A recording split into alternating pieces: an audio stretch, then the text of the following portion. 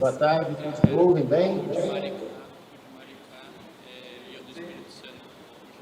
Bom, gostaria de registrar aqui grande prazer, grande orgulho de poder estar nesse foro tão qualificado, onde discutimos e tentamos implementar a cultura dos fundos soberanos aqui no Brasil, ainda engatinhando, porém já com exemplos de sucesso, né?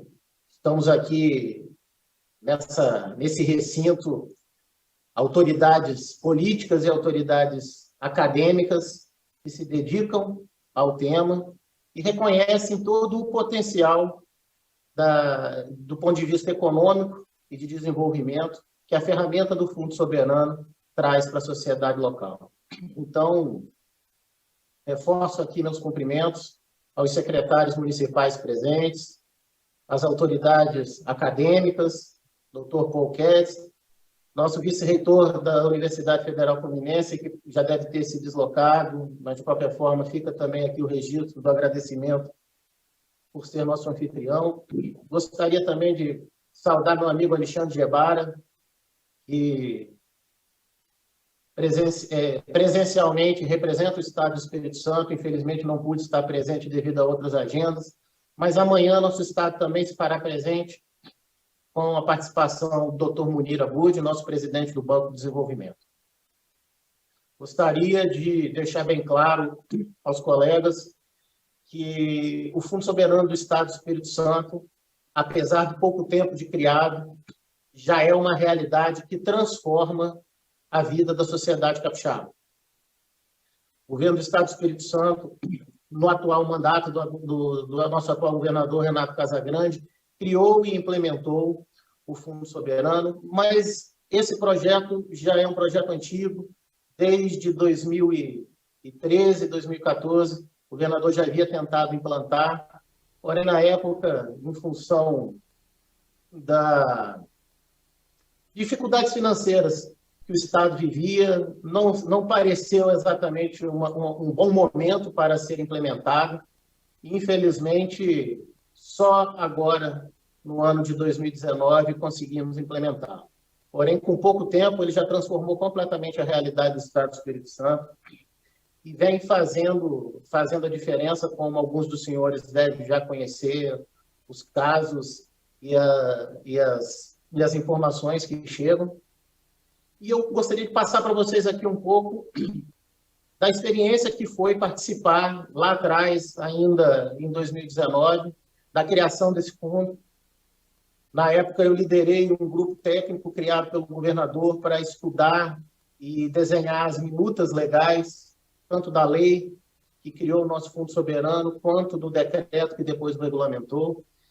E, a partir daí, juntando com uma equipe multidisciplinar aqui, nós mergulhamos no universo dos fundos soberanos e enxergamos, no momento, o Fundo Soberano da Noruega como um dos principais exemplos a serem seguidos. Estudamos a fundo os princípios de Santiago, buscamos as experiências exitosas e as que também não deram êxito, para criar um modelo inspirado nas orientações do governador do Estado do Espírito Santo, um modelo de fundo soberano que até então não tínhamos conhecimento de outro igual, que é um fundo soberano misto, um fundo soberano que, apesar de inspirado no fundo da Noruega, a gente não podia transplantar completamente esse modelo para cá, já que nós não somos a Noruega. Então, a realidade de lá não funcionaria aqui. Então, o governo do Estado criou aqui um fundo que parte de seus recursos se dedicam à poupança intergeracional, se dedicam a guardar dinheiro para o futuro, em especial para no momento em que o que hoje enriquece os nossos caixas, que são as receitas oriundas da exploração do petróleo, já não se fizerem mais presentes, ou pelo menos já não se fizerem com o mesmo fluxo. Então, teremos uma poupança, teremos um caixa para que o Estado possa, um colchão para que o Estado possa efetivamente fazer frente a despesas extraordinárias. E, por um outro lado, criamos uma perna do Fundo Soberano em que se dedica a promover o desenvolvimento do Estado do Espírito Santo, Como eu disse antes, nós não somos a Noruega. A Noruega se dedica integralmente, o Fundo Soberano da Noruega se dedica integralmente a fazer o seu valor líquido aumentar, né, fazer caixa, investimentos que tragam imediatamente e principalmente recursos financeiros. Já o nosso Fundo Soberano, ele, por entendermos que o nosso Estado ainda não podia se dar ao luxo de tão somente fazer dinheiro, que a gente era um montante de recursos importante para o dia a dia da nossa economia, e que a gente deveria, então, criar um mecanismo de alavancar o desenvolvimento do Estado, fomentar novas cadeias produtivas, novos eixos econômicos que fugissem ao da indústria de combustível fóssil, no caso, o petróleo.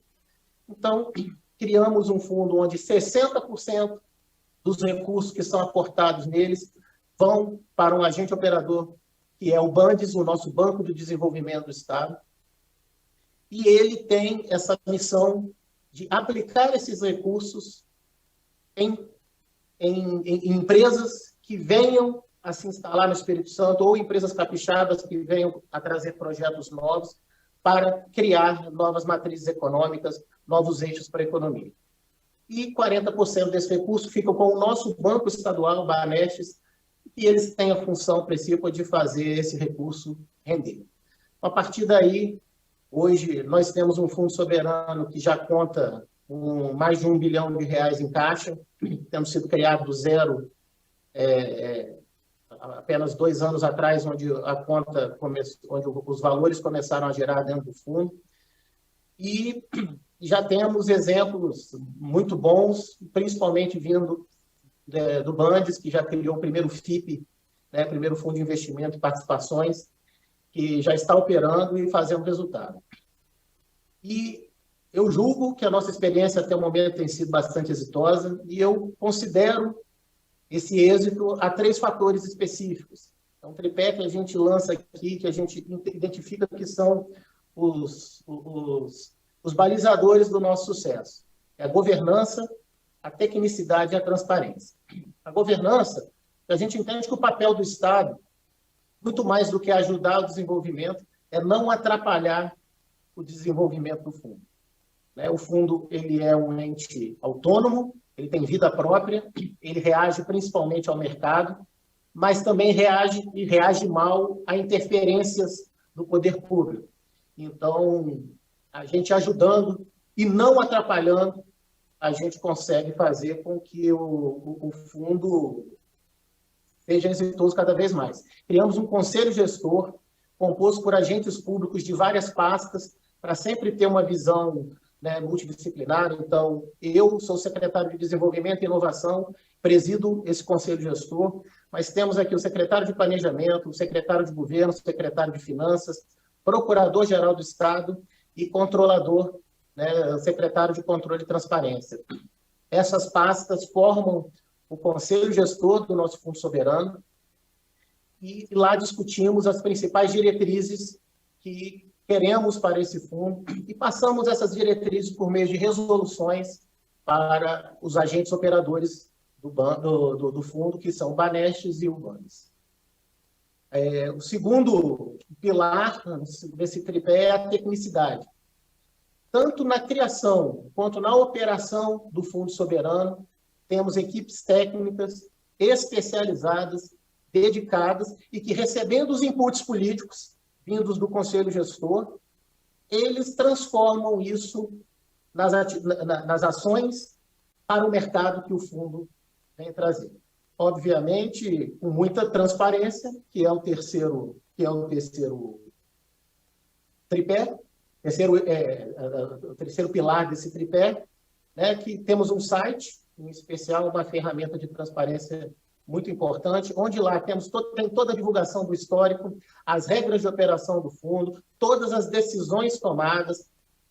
A partir dali, promovemos um alinhamento institucional com todos os órgãos de controle, com o Ministério Público, Tribunal de Contas Local, Assembleia Legislativa, além de expormos ali de forma clara todas as diretrizes quanto às aplicações dos recursos.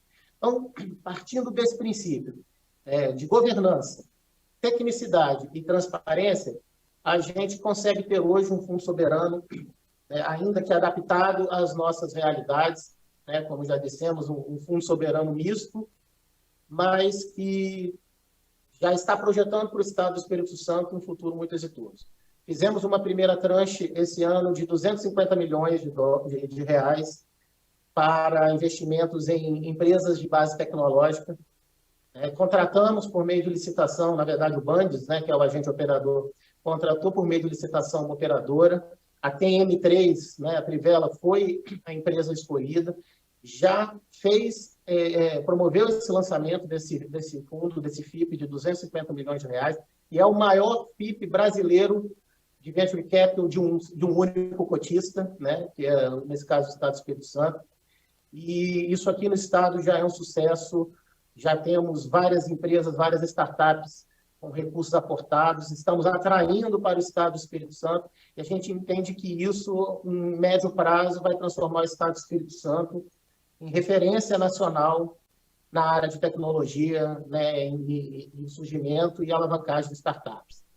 Então, faremos agora, amanhã o Munir vai poder explicar para vocês, vamos fazer um outro lançamento agora, também no valor de 250 milhões de reais, onde o Fundo Soberano vai adquirir debêntures de empresas que apresentem projetos de indústrias aqui no Estado do Espírito Santo, né, para promover uma nova rodada de industrialização do Estado. E temos outros projetos, como talvez de aquisição de créditos de carbono. Ou seja, o Fundo Soberano ele está buscando as tendências de investimento do mercado, né, as tendências mais atuais, sempre sob orientação do nosso governador. E a cada passo que a gente dá, a gente tem sido muito bem recebido, estamos recebendo aqui os feedbacks mais positivos possíveis. Então, para finalizar minha fala, gostaria aqui apenas de deixar o meu registro de obrigado pela presença, de agradecer e parabenizar a iniciativa desse fórum, que ele se expanda e que a gente possa ser efetivamente aqui uma semente para que outros estados, municípios venham a aderir a essa proposta, gerir de forma mais responsável e mais objetiva os seus recursos e a gente possa efetivamente migrar de uma economia já de modelos ultrapassados para esse modelo de economia mais atual, que é bem representado pelas iniciativas dos fundos soberanos. Agradeço a todos estar presente com vocês. Um abraço.